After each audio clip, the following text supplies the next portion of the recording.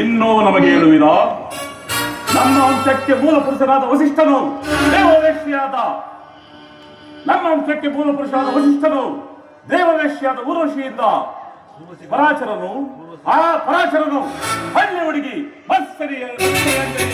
ವೇದವ್ಯಾಸನು ವೇದವ್ಯಾಸನು ನಮ್ಮ ತಂದೆ ಪಾಂಡವರಾಜನು ಅಂಬಿಕೆಯಲ್ಲಿ ನಮ್ಮ ಚಿಕ್ಕ ತಂದೆ ಧೃತರಾಷ್ಟ್ರನು ತಿಳಿಸಲಿಲ್ಲವೇ? ಅಷ್ಟೇಕೆ ಇನ್ನೂ ನಮಗೆ ಹೇಳುವಿರ? ಈಗ ನಮ್ಮೆಲ್ಲರಲ್ಲಿ ನಮ್ಮ ಮನೆ ದಾಸಿಯಲ್ಲಿ ಧರ್ಮ ನಿರ್ಮಾಣಕರಾದ ಇದರ ಭಾಷೆಯನ್ನು ತಿಳಿಸಲಿಲ್ಲವೇ? ಸಂದರ್ಭಾನುಸಾರವಾಗಿ ಪೌತ್ರೋಮಿಜ ಪ್ರಧಾನವಾದ ಯಾವಾಗಲೂ ಕುಲಹೀನವಾಯಿತು. ಇನ್ನು ಕುಲ ಕುಲ ಕುಲ ಎಂಬ ದೀರ್ಘವಿರಿಸಬೇಕೇ? ಮಗು ಚಿಯಾದನ ದೇವಋಷಿಗಳ ಜನ್ಮ ರಾಹಿತ್ಯವನ್ನು ನಾವು ತಿಳಿಯಷ್ಟು ಸುಲಭವಾದ ವಿಚಾರವಲ್ಲ. ರಾಜನು ಛತ್ರಿ ಇದು ನಮ್ಮ ಭಾರತ ಸಂಪ್ರದಾಯ.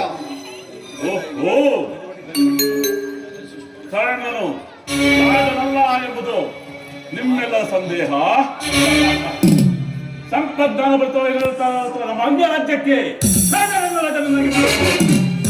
ದುಶ್ಯಾಸನ ಅನಂತರವಾದ ಕಿರೀಟವನ್ನು ತೆಗೆದುಕೊಳ್ಳುವ ಮಹಾಮಂತ್ರಿ ಪರಿಮೆಯ ಸೂಚಿತ ಸಿಂಹಾಸನವನ್ನು ಸಿದ್ಧಪಡಿಸಿ ಅಂತಃಪುರ ಕಾತ್ಯೇರೆ ಪುಣ್ಯ ನದಿ ಭಾಗೀರಥಿಯಿಂದ ಸುವರ್ಣ ಕಲಶದೊಂದಿಗೆ ಜಲವನ್ನು ಕೊಂಡು ಬನ್ನಿ.